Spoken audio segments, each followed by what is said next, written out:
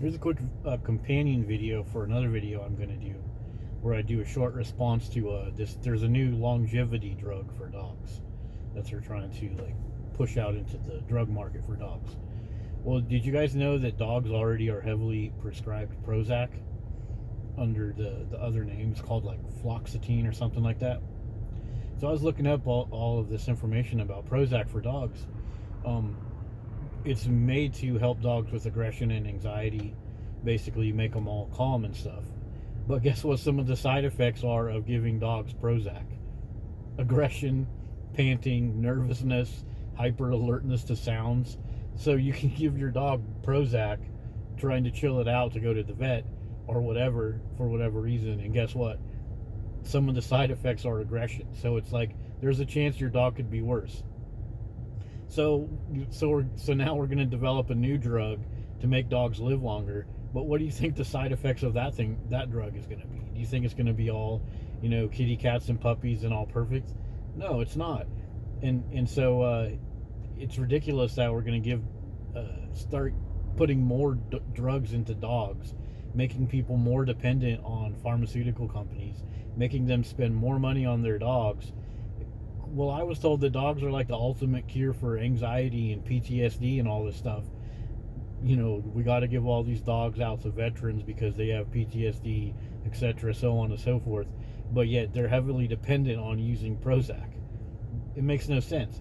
It's like the whole thing is it's a scam. It's a market to get people that own dogs to be more worried and more scared and to buy more drugs, and then it's only going to band-aid the problem if it even does anything for the problem. And another thing about the Prozac for dogs, guess what the withdrawal symptoms are of it? The withdrawal symptoms are aggression, panting, diarrhea, a whole slew of other problems. So if you're giving your dog Prozac and you don't taper it off perfectly and have this super attentive schedule to get the dog off of the drug, now you're going to have a whole bunch of more problems, aggression and stuff like that.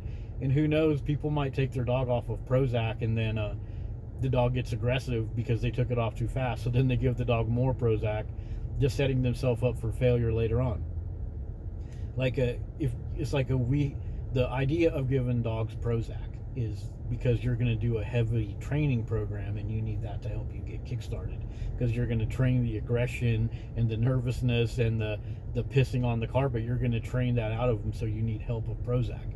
So isn't it funny, we have to train all these unwanted behaviors out of the dog.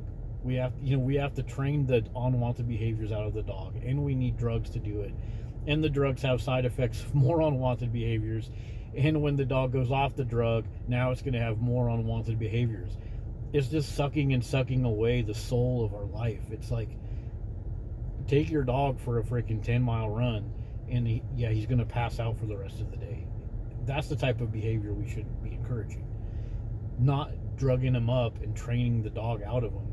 If you have to do that with something, that's just a bad habit, even if it's not about dogs. It's like, if you buy a car, it should work. It's got four-wheel drive, front-wheel drive, it's got an engine. You shouldn't have to constantly go buy special stuff for it. You should just have to maintain it. But when we own a dog, we have to have all this stuff just to train the dog out of it on a daily basis. It's ridiculous. But my point of this is, we're already giving dogs a bunch of pharmaceuticals that have limited, if any, effect, and also have a bunch of bad effects, plus cost us a bunch of money, plus divert us from proper behavior.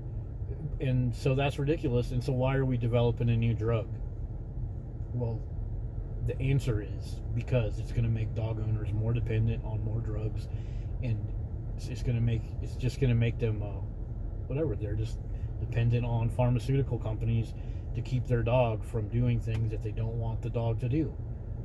A simple solution is, if you need all that drugs to keep a fanged predator in your life, maybe you don't need a fanged predator.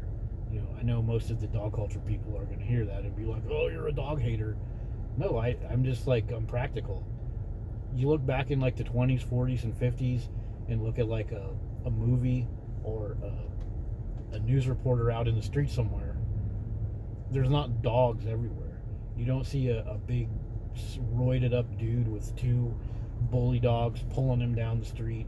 You don't see kids getting killed by dogs. You don't see all these facial surgeries by dogs. So maybe if we need all these drugs just to keep a fanged predator from acting ways that we don't want to, maybe there's a better solution. So, you got your longevity drug coming up.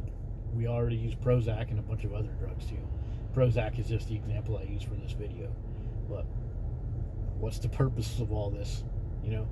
Dog owners are like, they have this image of like, I'm a cowboy, I live off grid, I got a sheep dog, I got my dog, he's going to take care of me through thick and thin. Right, but what about when you need drugs for your dog? What's going to happen? It's not like that. It's not like in Mad Max where he had a sheepdog and he shared a can of food with the dog and the dog sat over there and didn't mess with them. It's not like that. But people that have dogs, they think that they're all like that. Cowboy up, end of the world, I'm gonna have my pupper with me. Yeah, and well, hopefully they're gonna have prescription places all around the corner for you and to take care of your drugged up dog.